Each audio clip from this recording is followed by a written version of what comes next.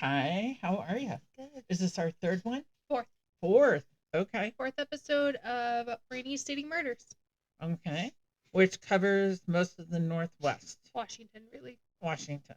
And we are covering a solved cold case. Her name is Tracy Whitney. I'm Okay. taking you back to 1988. Okay. Is this when the crime occurred, when she Yes. disappeared? hmm Okay. And when was she found? I will get into all that. Okay. Oh no, because she was found the next day. It didn't get solved until recently. Okay. So her name is Tracy Whitney. You might hear the dog is playing in the background. I apologize. We also have one between us that might try to jump on us. Hey, come here. Oh, she's camera shy all of a sudden. She's my side. She got camera shy. Let her bother you. She got camera shy all of a sudden. If you see the white tail, that's her. Oh, there's her face. That's our bruiser. That's my wildebeest, as I call her. So, Tracy Whitney. She was born March 12th, 1970, to Ronald and Wendy Whitney. Okay. She had a younger sister named Robin. So, she went to Decatur High School in Federal Way, which is not too far from us. No, it's about, I don't know, 15, 20 minutes. She played soccer with the Federal Way Soccer Association, which actually named a tournament after her in 1989. Okay. So her sister Robin remembers her sister as someone she looked up to. Tracy was 7 years older, but the two were very close. They liked to play in their neighborhood and dig for clams at Diamond Point. Oh. Can you dig for clams Back at then, yeah. Yeah, I was to say, I don't think you can now. No, because there's more regulations into digging clams in general. Yeah. Like, there's only so much you're allowed to dig. Well, it's kind of like there's a place in Federal Way called Dash Point. Is it in Federal Way or is it Des Moines? Both. It's kind of both. Yeah, and there's well, because you have like Dash Point that's connected to like Redondo, so yeah, it's they're like both. they have tons of sand dollars, but you're not allowed to take them. So They'll fine you. oh yeah, they will. So she was born in 1970. She on August 28th, 1988. I think she's playing with a piece of kibble. You can edit this all out, right? Yeah, for the most part.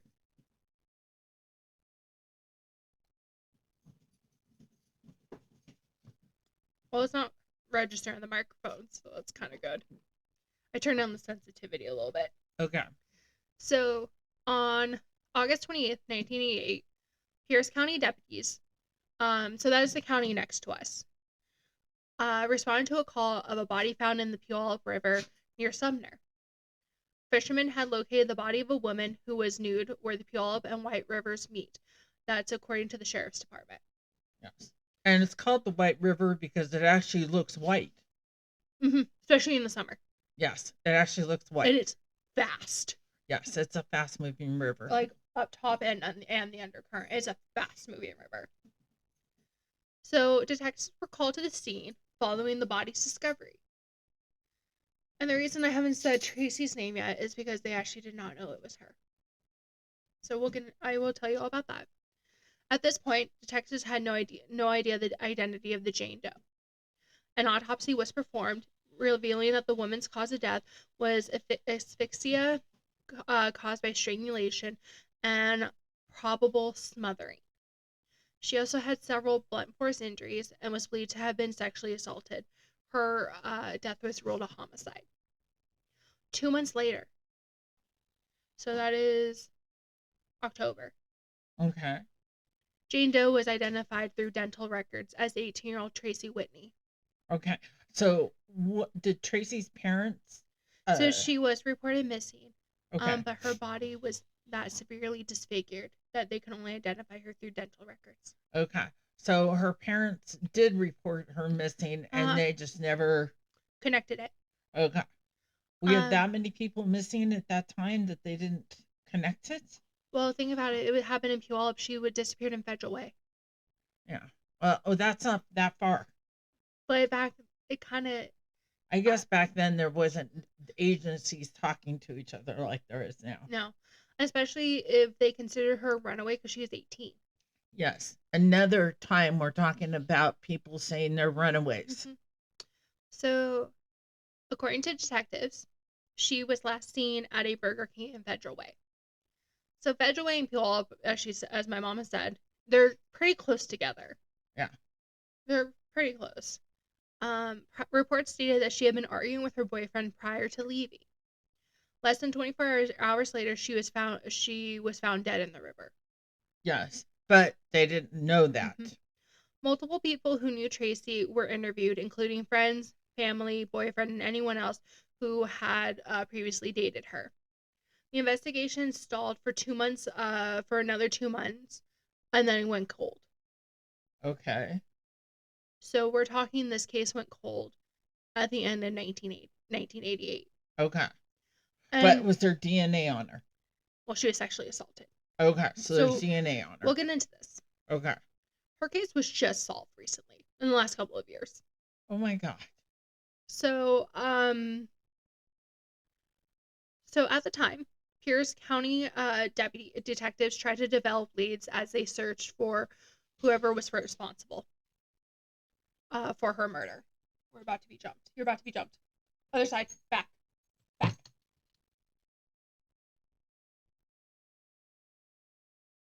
She was going for your back.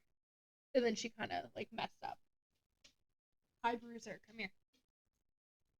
I have her collar. So for they were looking for whoever was first. They were trying to gain any leads because there was no leads in this case. Okay. But despite collecting DNA samples from her body that presumably belonged to the killer, investigators were unable to pinpoint a suspect. Okay. Thankfully, these investigators had the foresight to preserve the DNA. Yes, because back then DNA wasn't DNA. And 9 times out of 10, they didn't preserve them. Yeah. They didn't know what DNA was at that time. So her family never stopped fighting for answers, and they kept Tracy's memory alive. They basically were harassing the police. I bet. Well, wouldn't you harass if your kid was killed? So what's sad is I think her mother had died before this case was solved. I think she had died quite a while ago. So she never knew who killed her daughter. Okay. Well, that happens. Mm-hmm. A lot of times they say this. So despite keeping the memory alive and all this, the family had very little hope of ever getting closure. Her dad recalled, "I came to the conclusion that the only way we were going to find out what happened or who murdered my daughter was if he walked into the front door of the police station himself and turned himself in." Yes. Okay. Like that was going to happen. Mm-hmm. So the pain of losing Tracy remained constantly on their minds. Her dad commented saying that it's something that never leaves her mind every day. "I don't think the grief will ever go away. It's the first thing I think about in the morning. It's the last thing I think about at night." Tracy's sister, Robin, who was 11 at the time of the murder, reflected on the impact of the case, when they were interviewing her after the suspect was revealed. She said, "For the longest time, I just felt like the girl whose sister was murdered." She recalled her sister's trusting nature, saying she was trusting, she was emotional, she was 18, and not making the best decisions. So that and it depends on the crowd she was in, so that's why I think police never connected it, because if they weren't making the best decisions, hanging out with the wrong people, boyfriend. Yeah, but it always isn't the boyfriend. It always isn't the best crowd. But I'm not saying I don't know who did this murder, because she's kept that from me. So I have no idea who murdered her. We weren't even going to do this case today because I was going to give you this originally. So we're kind of short. Yeah, we're short on time today. So as Robin and Ronald showed, a lot of this information came out after the suspect was named, because they didn't like talking about Tracy. Even though they wanted her memory kept alive, they did not like talking about Tracy because it brought too much pain. Yes. So they showed a news affiliate like these old photos of Tracy. They said that they remembered the happy girl who always had a sparkle in her eye. Robin said shortly before her death, she felt like she was only truly beginning. Tracy was only truly beginning to know who she was. Yes. Because at 18, you really don't know. No. I'm 28 and I'm just figuring it out. Yes. So following the loss of what Robin described as her protector, she vowed to avoid talking about Tracy, not to her friends, her father, and eventually her daughters. So her daughters had no idea who their aunt was until recently. Oh, that's sad. Saying that I didn't want to think about what had happened to her and what was her last moments were like and how scared she must have been. I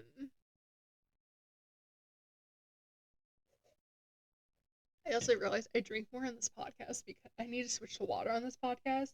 Yeah. Because of how much I drink. Well, I was going to ask you to bring me a Starbucks coffee, but you were already home.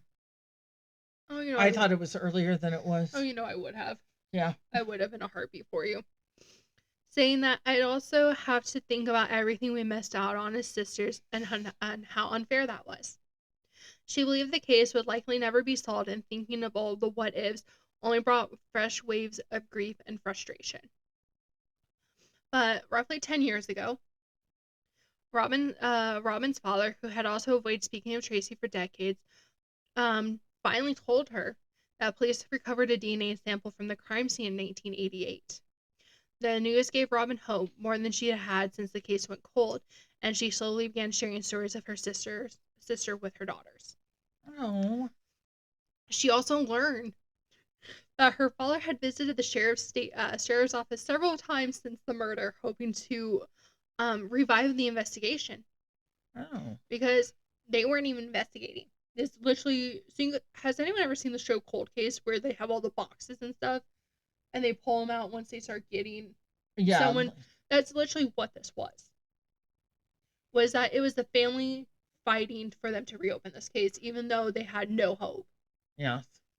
So in 2005, the sheriff's office briefly renewed efforts to solve the crime by updating the DNA sample to the FBI's National Genetic Database, CODIS.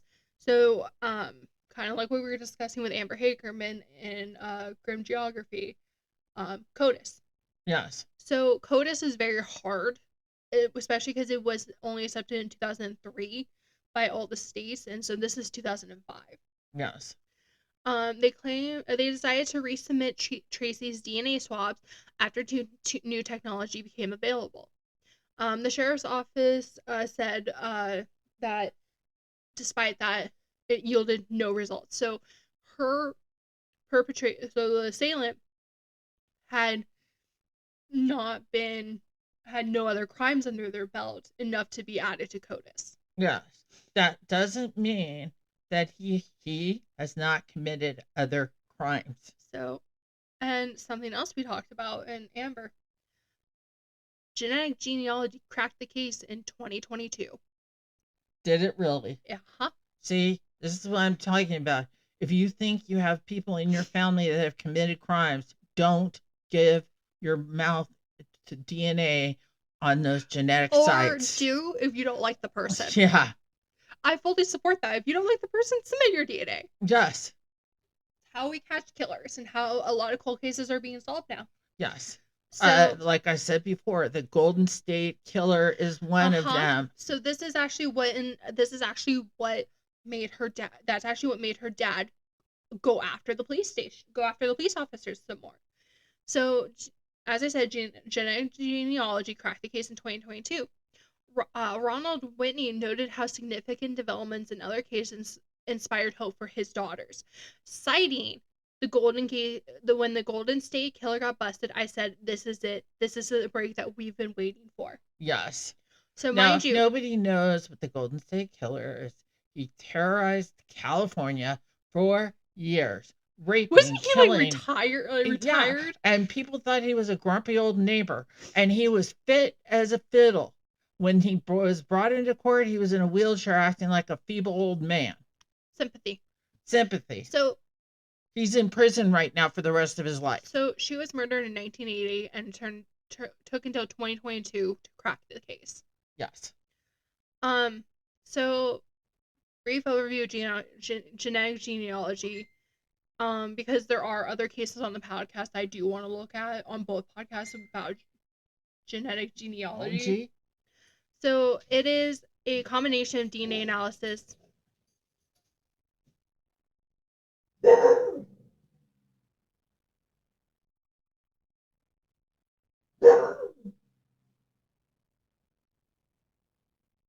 Ruby, get down!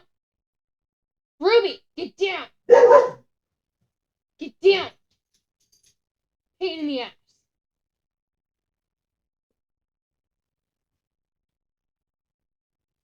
So it's a combination of DNA analysis and family tree research. It is a relatively new field of study that gained prominence as hobbyists began looking into their family history, and especially during COVID. This became a big deal during COVID. Yes, big thing. It has since expanded to a forensic method used by law enforcement to crack cold cases. In 2018, I don't even know which dog Ruby. Yeah. 2018, it led to the arrest of the Golden State Killer, and it recently helped solve more some other cold cases, including a 1974 murder in Wisconsin and a 1988 murder in Pennsylvania. So in 2022, a grant from the state attorney's general office, so that would be Ferguson, our current governor, was the state attorney general. Yes. And he is one of the biggest advocates of solving cold cases. Yes. So his office would do anything that they could to help people. Honestly, like, he is probably, like, you can say what you want about his politics, but he is known to be one of the most nicest, genuine people. Yes. You can say what you want about his politics, but that he just, as a person, he was always for families, keeping families together. Anything he could do to help, he would do it. So this grant allowed the sheriff's department to submit DNA evidence to a lab for forensic genealogy analysis. So there's only a very, very few labs in the country that do this. Stop. So the sheriff's department finally had a lead. 36 years after Tracy's death, the sheriff's office used lab DNA to identify John Gollett Jr. It's Guillot. Gollett as her killer. Parabon Nano Labs in Virginia. So that is actually the main, the main lab, the main one that actually started this. In Virginia, was able to trace the suspect's family lines to the 1700s. Wow. So you're pretty screwed if they get a hold of your DNA.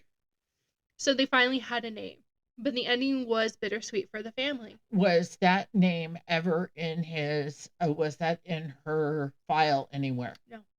Okay, so he wasn't a suspect, he wasn't a friend, he wasn't the boyfriend, he wasn't anything. No.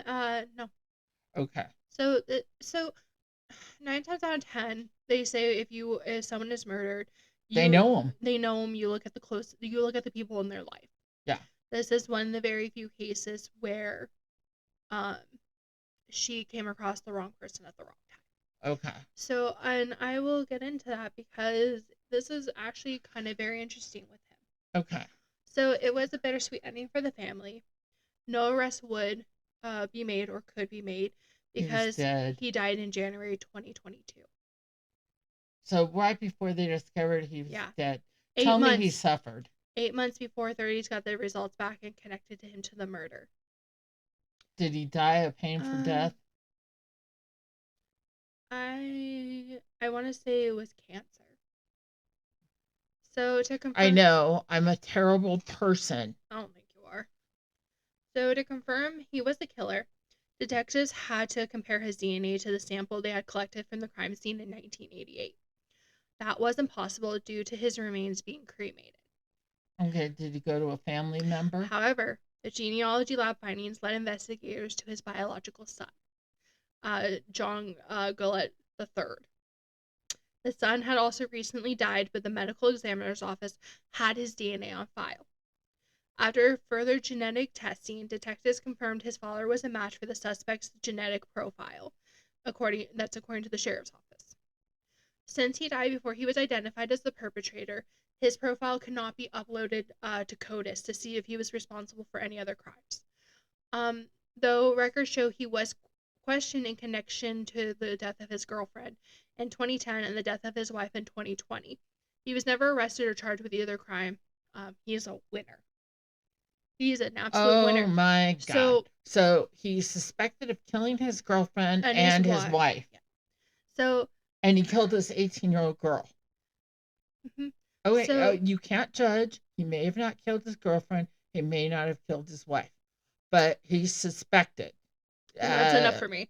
Yeah, I'm hanging his ass out to dry. So the Pierce County Sheriff's Office said there were no connections between Tracy and him, and detectives believe this was a stranger abduction, rape, and murder. So this is what they said at the time when they were announcing that her case had finally been solved. The case is now officially closed and classified as clear exceptional death of offender. While the identification of a suspect brings some closure, the Whitney family continues to grapple with their loss and the lack of a complete resolution to a case that has haunted them for 35 years. Oh my gosh. So, they said that that the biggest thing is they'll never find out the true story of what happened. Why he did it, what he did. Robin said, "In my head, I imagine that we'd be going to court, and I'd be sitting in the courtroom, looking him in the eyes, and watching him get sentenced to death or life in prison." Yes. It's she says, kind of an empty feeling because now we know who did it. We know some of the background on him, but we'll never find out the true story of what actually happened. Robin. Yeah. You don't even know how they met? You don't know how they ran into each other. You don't know how she ended up going with him, whether he forced her. You don't know anything. Mm-hmm. Robin had been waiting nearly almost her entire life to learn the killer's identity, but the discovery surprised Robin in other ways. She said the overwhelming... Well... Are you tongue-tied a little bit, honey? Just a little bit. The overwhelming support that we've gotten from the community that we grew up in and the general public interest and attention that she's getting feels like justice in a way. People are talking about her and they remember her and they miss her. On the other hand, he didn't face the criminal process, so he got away with it. Yes. So Robin continues saying, since the news that Tracy's case has been solved, 30 years of locked up emotions came out all at once. I grieved her as a child, and now I'm grieving her as an adult. I'm allowing myself to feel all of it, though it's uncomfortable and I'm sad, but it's an emotional relief that I needed. So Tracy's father and sister both remember her as a sweet, good kid who had been dearly missed since her death. Robin says they are happy that Tracy can finally rest peacefully now that her killer has been found. Yes. So in a social media post, and so the reason I am talking about this is because the family wants us to. Okay. Saying that in a social media post, Robin added, "We believe that John Gillette Jr. likely committed other crimes. However, since he is deceased and due to current legal restrictions, his DNA cannot be uploaded into CODIS. We hope that this policy can be reevaluated as it can aid in solving additional cases." So his son is dead, so they can't upload that, and that's his only child. Mm-hmm. So what about a brother or sister? I'm talking about the killer's brother or sister. Couldn't they upload theirs if they wanted to? If he had any. He's an only child? We don't know. They don't know. They never revealed that. So they want to honor Tracy's memory and raise awareness of his name, which may potentially lead to information about other unsolved cases. Because her family wants his name out there. They want people discussing his name, talking about his name, because everyone fully believes he committed other crimes prior to Tracy and after. So they're hoping that if it gets enough attention. When did his girlfriend die? Before or after Tracy? 2018. And then 2020. Oh, so it was after. Well after. So there could be tons of cases between between her, between Tracy and the girlfriend. Even just between Tracy and his death, and who knows about what before. Because Yeah. we don't know how old he was when he died. No, we don't. So he could have been 15, 16, committing crimes. We don't know any of that. No. And they didn't tell us? No. So that's kind of crappy. So the family wants his name out there. They want people talking about it because current legal restrictions, if a person is deceased, they can't give consent to having their DNA uploaded to CODIS.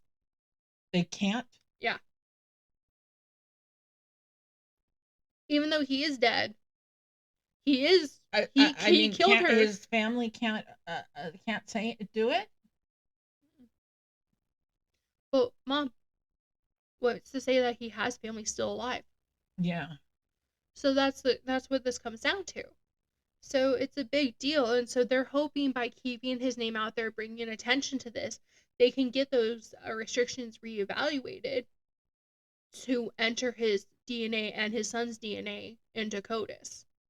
Yeah. So Robin does though wonder what their relationship would have looked like as they grew up.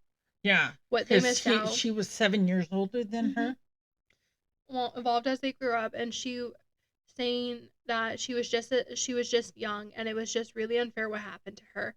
She just missed out on being an aunt. I have two daughters that are also 7 years apart, so I see my sister and me and my own kids. That's kind of sweet. But so this is kind of, they want the family. It was just solved 3 years ago. They want people bringing attention to this case because these restrictions. I guess if my brother was said he was a serial killer, would you want to know? I guess I'd want to know. I guess I'd give up my DNA. But yeah, but would I? I mean, I don't know. But if it would save some families some heartache, I guess I would. But also, hypothetically, what if you've also committed crimes that you've gotten away with? Yeah, definitely not.